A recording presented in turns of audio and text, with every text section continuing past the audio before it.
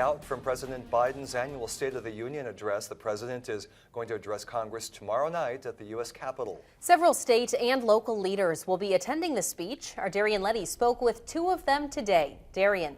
Well, Tom and Caitlin, Senator Amy Klobuchar is planning to attend the address along with an advocate for better health care for veterans. Also attending is 1st District Congressman Brad Finstad, who has invited Rochester Mayor Kim Norton to attend her first in-person State of the Union.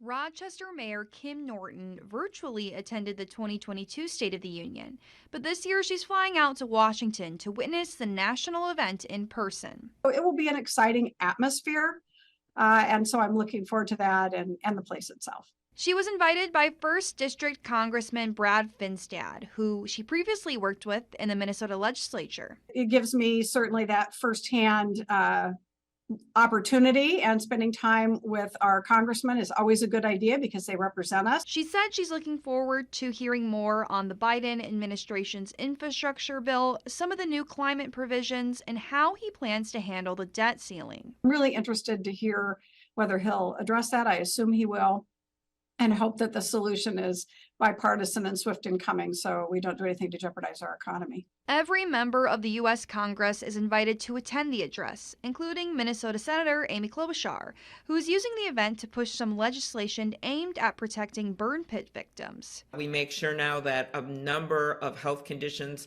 are indicators if you were stationed next to a burn pit that you need help, you need benefits, you need good health coverage. She's invited Amanda Barbosa, whose husband developed stage 4 colon cancer after he was exposed to burn pits in Iraq and Afghanistan. Without her and her caring heart, not just for her husband, but also for all our veterans, we wouldn't have passed this bill. So she'll be in the gallery right there in the front for the State of the Union. I'm incredibly humbled that veterans issues weigh so highly on her mind that this was, of all the people she could invite, that she chose me. And while Mayor Norton doesn't have any legislation to push, she's interested in monitoring federal funds that are up for grabs. Making sure that money, whether it be ARPA or CARES Act money, more lately ARPA and the infrastructure money, gets directly to cities.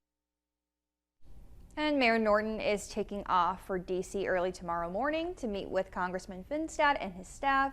They then will all head over to the Capitol for the State of the Union address. That's at 8 o'clock tomorrow night. You'll be able to watch the speech here on KTTC then.